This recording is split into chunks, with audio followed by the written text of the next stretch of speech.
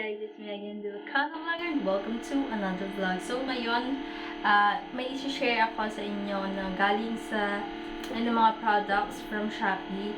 And ito mga products na ito is mga gamit or mga gagamitin para sa online selling. And hindi lang sa online selling, kung gusto mong mag-picture or whatever, mag-photography, like that. And ito, very helpful. Hindi naman sa pero ako kasi first time kong mag-online selling. So, nag-search ako ng mga bagay na pwedeng makatulong sa aking presentation ng mga photos, gano'n. So, ito yung mga nabili ko sa Shopee.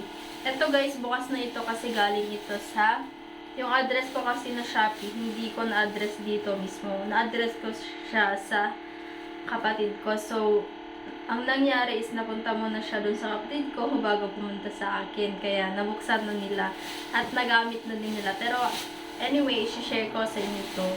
Para naman kahit konti, may idea kayo kung ano yung mga gamit na pwede nyong gamitin sa pag-start ng online selling. Ayan. First is itong ang cute nito, yung ano bang tawag dito? Basta i-ano ko na lang dyan kung saan ko nabili din, and yung link siguro ilalagay ko sa description box. Ayan. Para kung gusto nyo din mag-order ng ganito, ayan. Click nyo lang yung link na ilalagay ko sa description box. And then, dun mamili lang kayo ng color and then yung size. Ito siya guys. Para siyang yung ano ng pusa. Pusa, oo. Basta yung ano ng animals. Ganon. Ito, white yung kinuha kong kulay kasi kapag kahit different color man yan, ang tawag dito, magpapakita talaga yung totoong kulay niya. Ayan, tapos ang cute niya guys kasi meron pa siyang ganito. Natanggal na kasi meron siyang ribbon. Ayan. Ayan, hindi siya mabasa. Pero, View Galleria pala yung yung pangalan ng shop. Ayan, View Galleria.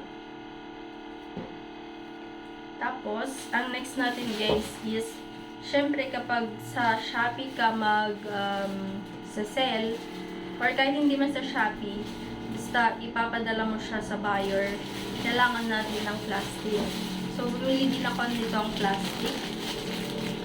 Ito, tiger look na plastic, black and white. And then, meron siya nakalagay dyan, thank you. Ayan, for appreciation man lang sa mga buyers mo. Kahit magkano man yung binili nila, hindi yun sa presyo, pero sa tiwala na binigay nila sa'yo dahil sa kanya, ay sa'yo nila, ano daw? Dahil sa kanya, basta, bumili sila sa'yo, ganon. Ayan. Ang size nga pala nito guys is medium. Medium size ito. Diba malaki na siya? Oh, malaki siya. Kasya yung, siguro mga depende sa pag-fold, mga 3 items siguro na damit. Tapos guys, yung kung gusto nyo din bumili nun, ilalagay ko lahat ng link sa description box. Ayan, ito guys, share ko lang ito. Hindi ko to binili sa Shopee. Binigay lang to ng ate ko. Hindi ko alam kung saan nila binili to, pero share ko lang. Isa din to sa ginagamit ng mga online seller. Yung hanger. Ayan. Social na hanger to. See? Ito, wait lang, gagawa ko ng thumbnail ko. Mamaya na lang. Ayan, hanger. Tapos meron tayong sa Shopee kasi guys, kapag naglalagay ka ng description, meron dun yung length, yung width, ganon. Kaya kailangan natin ng ganito. Tape measure. Ayan. Hinahanap kasi ni Shopee is yung centimeter. Yung centimeter. Ito, centimeter ito.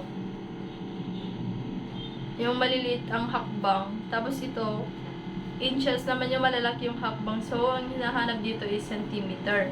So, kailangan natin ng tape measure, pangsukat ng length, ng width, at ng height. Ayan.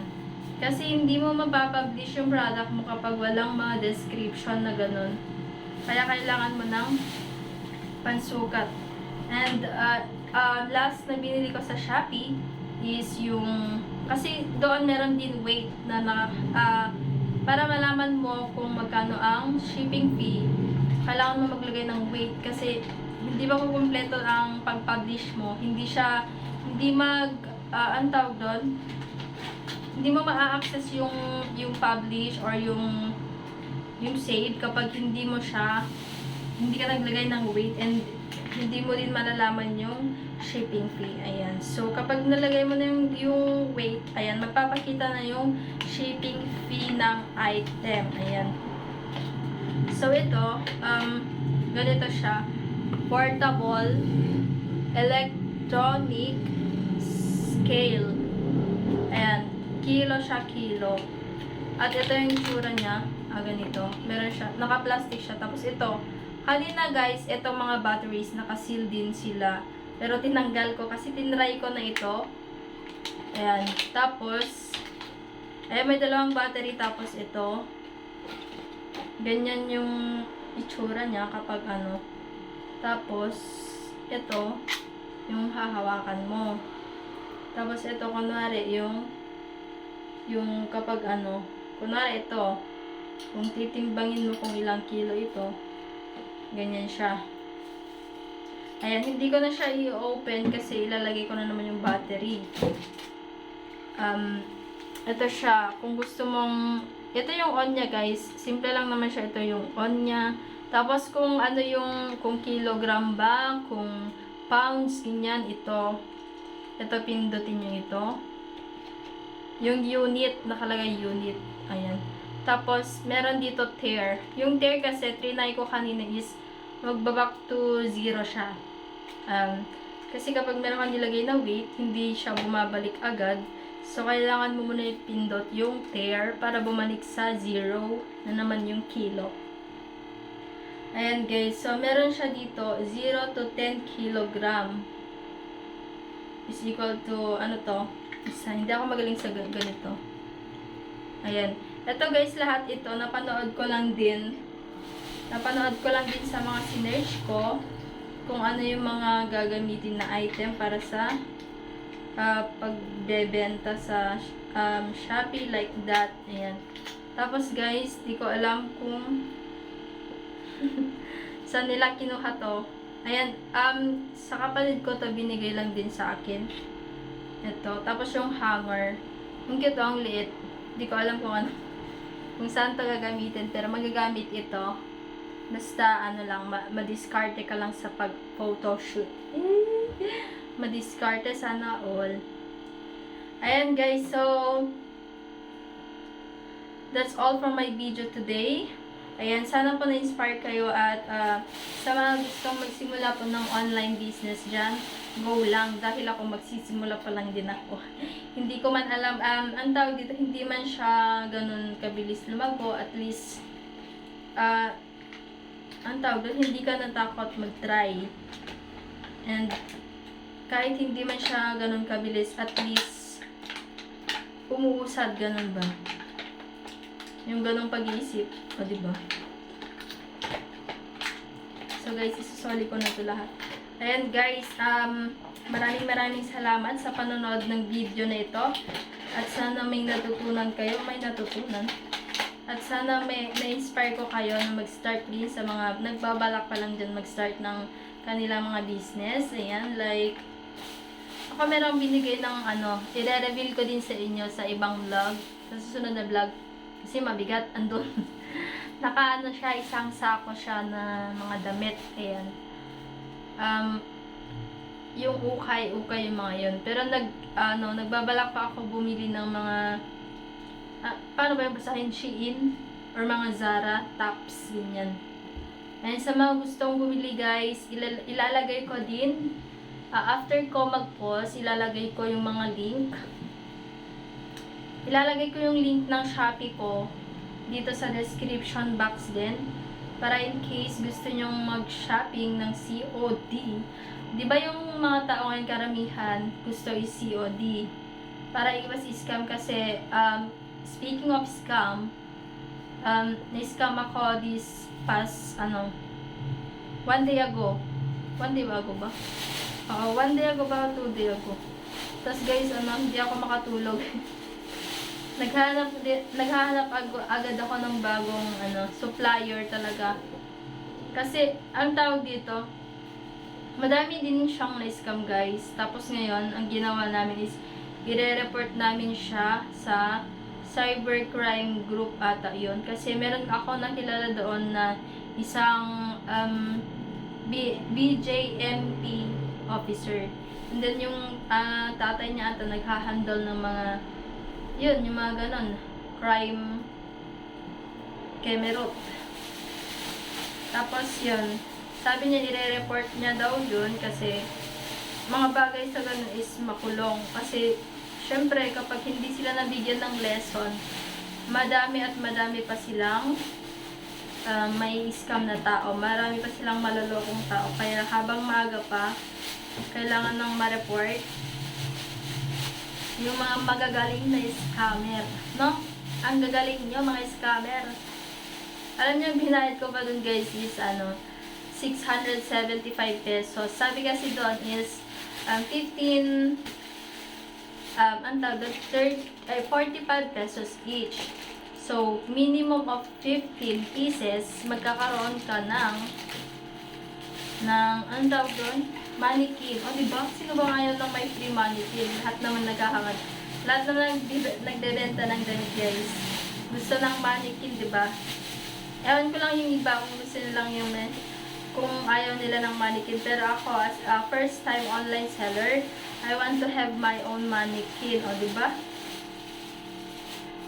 Tapos, ang nangyari doon, ayan, nagkaroon, meron kasi siyang group, and then yung group na yon, doon siya nanghihikayat ng mga tao na bibili sa kanya, and then may mga isasend siyang, ayan, para hindi na kayo may scam ha, sasabihin ko na yung pangalan ng na to, yung group niya, ang pangalan is Jasmine Collection, and then, yung naman niya, ay ilalagay ko na lang dito guys para makita nyo yung picture ng ng group. Tapos yung ang pangalan naman ng babaeng yun, or di ko alam kung babae or nagpapanggap ba or gumawa lang ng dami account, ganon. Kasi yung account niya guys is wala siyang information, wala siyang personal information like address, wala man lang kaganon-ganon, yung mga background, kung saan nag-aral, kung anong work, kung ganon-ganon ba.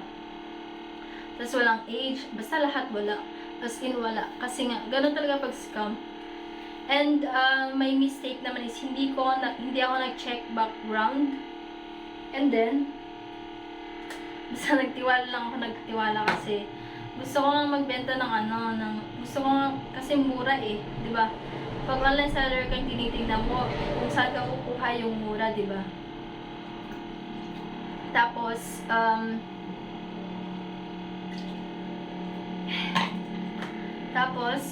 nangyari doon, ang dami niyang alibay, gusto naming makita yung proof. Ayan, gusto naming makita yung proof ng order namin na in-order namin. Siyempre, para kampante kami na, oo nga, tama nga, meron nga siyang binili na ipapadala sa amin. Kasi sabi niya, kumukuha siya sa direct supplier. O, diba? Sino ba kaya sa direct supplier? Eh di, kung ang usapan ng direct supplier, ibig sabihin, mas mura doon.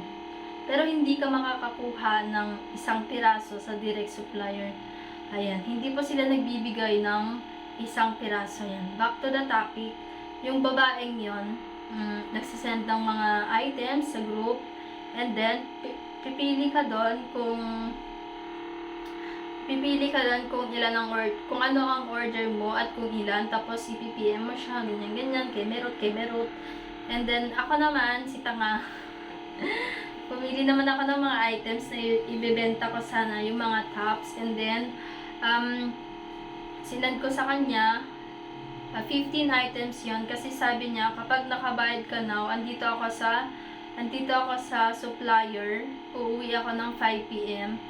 Tapos kapag makabayad ka now, maihabol ko yung item mo. Tapos ipapadala daw niya. And then, ang nangyari, ako naman, si Ututo, nagbayad ako dahil sa kagustuhang magkaroon ng ibebentang mura. Ayan. At dahil dyan, okay pa naman siya, nagre-reply. And then, humingi ako ng video. Hindi pa niya binigay agad eh. Ang ginawa niya, sabi niya, "Ma'am, mamaya na lang pagka-uwi ko, dito pa ako sa ganito, ganyan, isang sakay pa." Ganyan. Sabi ko, okay. Excuse me. Then after nun, tinanong kong nakauwi siya. Oo, nakauwi na daw siya. Tapos sabi ko, asan na po yung picture or proof ng order ko? Sabi niya, eto, may binigay siyang video eh. Yung video niyan magulo. May mga damit, halo-halo, madaming damit na, oo, totoo naman na Shein and mga Zara, ganon. And then, ang nangyari, hindi ko alam kung kaninong item yung mga yun, kung nag-save lang ba siya ng video, and then yung mga pinapasa niya sa lahat ng mga bumibili sa kanya, na sinasabi niya ganito, ganyan, na hindi pa naayos yung mga items nyo guys, andito pa, ang gulo-gulo, sabi niya ganon. Tapos kailangan ko pa itong ayusin, yung mannequin nasa taas, sabi niya ganon. O sige, pipicturean ko na lang yung mannequin kapag pumunta na ako sa taas, sabi niya. Sabi ko, okay. Tapos sabi niya, after 2 hours, mga ganun na naman. Or, nag-update siya sa group namin sa GC. Tapos, ang sabi pa niya doon is, guys, ano daw doon? Wait lang po, update ko kayo around 4 to 5 PM sa mga order nyo. Kinabukasan nun, after namin nagbayad, kinabukasan sabi niya, 4 to 5 PM, mag-update ako sa mga orders nyo. Kasi andito pa ako sa labas. Pupunta lang kami ng center ng baby ko. Tapos meron siyang sinend ng iyak ng bata, yung baby talaga. Tapos, ayun, ang nangyari is, kinokontra pa niya yung mga nagsasabi sa kanya ng, kasi meron nagpa-legit check sa kanya. Tapos, may nag-comment doon, sabi, pa-legit check po kung ay itong seller na ito. And then, meron nag-comment doon, poser slash scammer. And then, sabi nung Jasmine na yon, Jasmine Top, sabi niya, sabi pa niya, hindi niyo ako mapapa-legit check guys, kasi bago pa lang akong online seller. Sabi niya, back to our first conversation, sabi niya, ito po yung bagong account ko, kasi yung dating account ko is, ang tawag doon, yung parang may nangyari na report, hindi ko alam, something ganun, na report ata. Kasi nga, ganun yung ginagawa niya, scammer pala siya talaga, kaya, paano hindi mare-report yung kanyang, ang dami kong sinabi, no? Ayan guys, so, ito lang ang masasabi ko sa lahat ng mga bago pa lang dyan na tumitingin ng mga supplier like that. Advice ko lang sa inyo is muna kayo, legit check. Tapos, syempre maraming pinagpo-posan din, nakikita nila kung scammer or hindi. So, i-check background nyo siya, i-stock nyo yung profile niya. Kung business profile man ito guys, hingi kayo ng isang valid ID man lang na kamukha niya at kapangalan niya. And so, ang ginawa ng mga kasamahan ko is i-report nila kasi yung mga kasamahan ko magagaling sila. Meron sila mga tito, mga tita na police, and then may mga cyber crime group, ganyan. Ipapatrace daw nila guys, ipapablatter nila yung babaeng yun. Hindi ko alam kung babae pa yun eh. Tapos ang dami na sinasabi na bad words about sa kanila kasi sino ba naman ang hindi mabubwisit sa ganon, di ba? Yung tipong naglaan ka ng oras mo, ng effort mo para magbigay at yung pinaghirapan mo pang pera. i-scamin ka pa. O, diba? Ayan guys, so mag-ingat na lang po tayo sa mga kaparehas ko dyan na mag-start ng online selling. Ayan, go lang. Ayan, ako din mag-i-start din ako online selling. And hindi ko pa alam kung ano ang kahihinatnan dito. So, mas maganda na yung i-try mo kaysa hindi ka nag-try.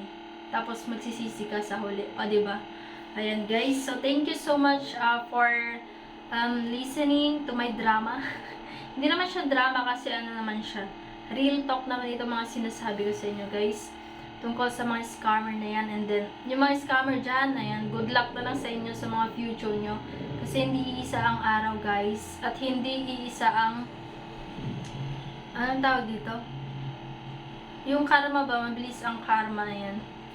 Nakikita ng Diyos lahat ng ginagawa nyo. Kaya ingat kayo guys ha. Kung saan man kayo mapunta mga scammer kayo. Ayan, good luck po sa inyong lahat.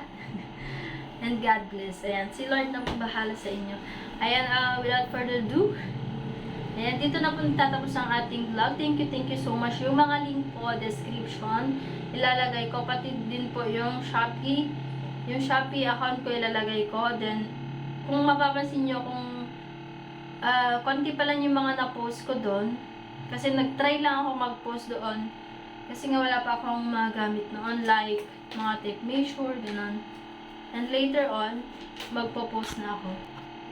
So, ayan guys, maraming salamat po sa lahat na sumusuporta sa aking channel. Thank you so much. God bless you all. Ayan, see you on our next vlog. Bye-bye!